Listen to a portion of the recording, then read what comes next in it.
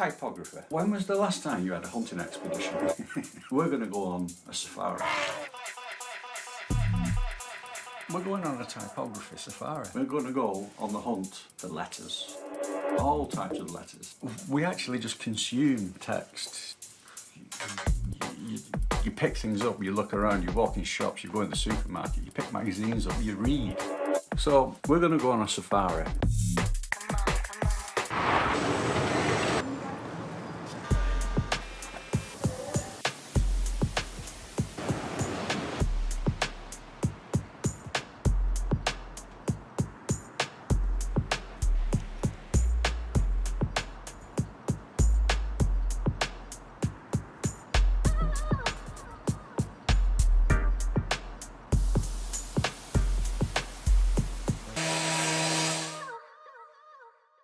I've been out, I've captured some initial footage, and I have to say what followed afterwards was very, very, very disappointing and disheartening. The idea was that I wanted to contact printing companies. I wanted to try and just understand the processes that they do, just look at the product, the materials. But the main thing was to ask them, you know, why they choose a specific type font. Not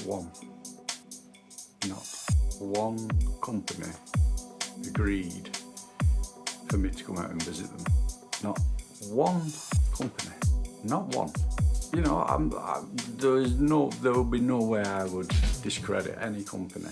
But no, not one company. It's kind of like put me on the back foot. I'm going to go away and think about it. I've got some prints I need to pick up, consider. Oh, who's that? So, I'm going to go out now and I'm going to go and visit a framing shop because I've got some prints to pick up. So, let's hope that cheers me up. So, I shall see you later.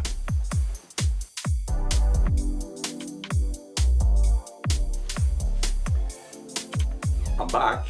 I've got my prints. I'm about to open my frames. Whoa, whoa. Just a minute. The cat's going berserk. You come to inspect? Okay. Right. No more noise.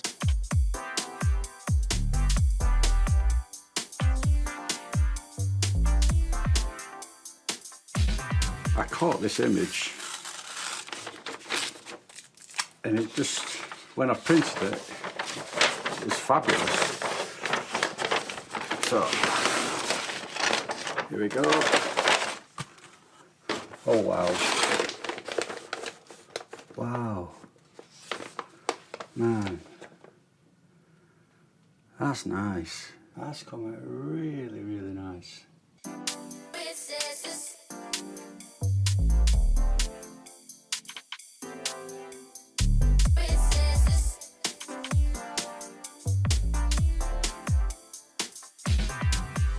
I took a picture.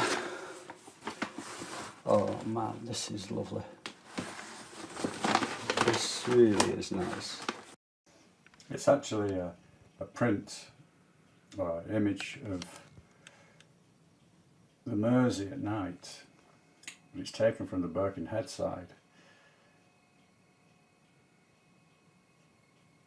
And it just really, really, really pops. Those the colours just, man.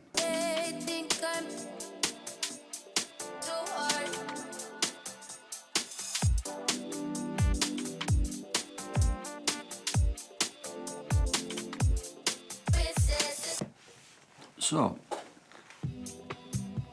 let's take a step back. Whenever I do anything, any project, I always have a period of reflection. I used to do it when I used to work in finance. I always do it when I create music. I adopted the same techniques when I did my masters, when I did my undergrad. Anything, I always use a period of reflection. Look at the facts. Well, what are the facts in this process that I've got? We know that the high street is it's in a real mess. Shops are closing. So many generalist and unimaginative shop fronts.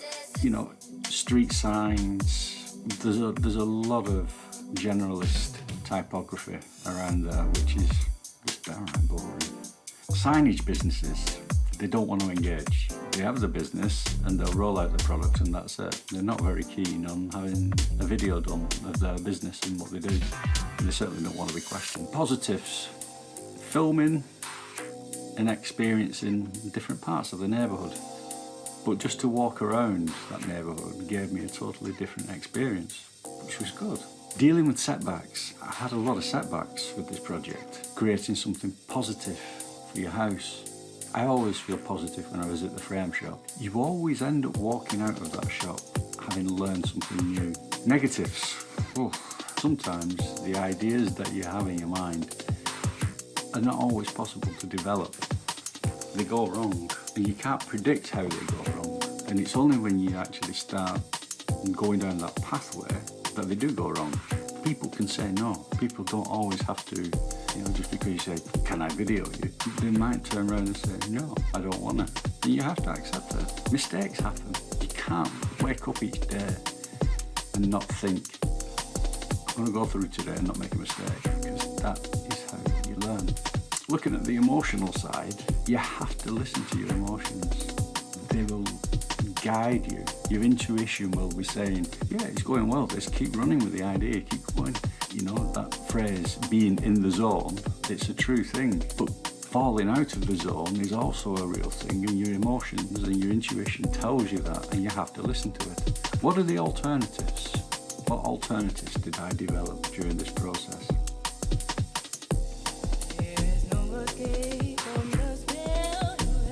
Step back, take time out, ask questions.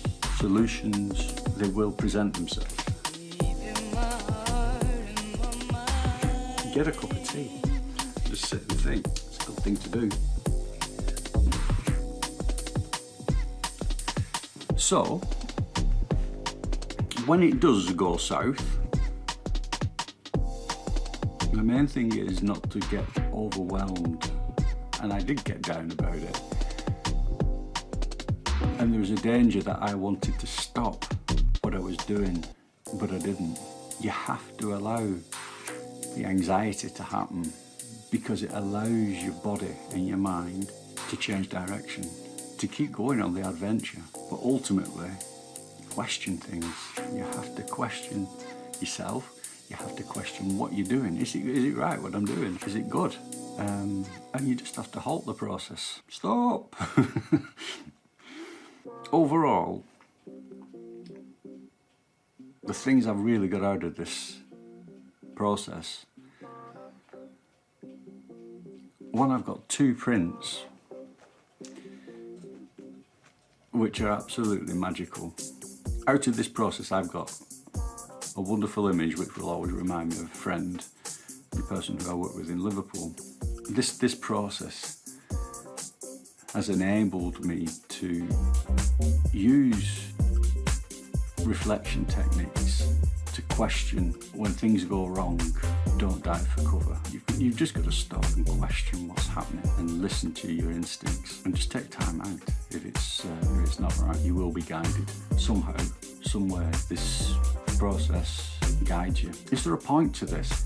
Should video production be part of mental health healing when used with a reflective model? Well, that's a deep subject. So there we are. I've got something out of it, and I hope you have. And until the next time.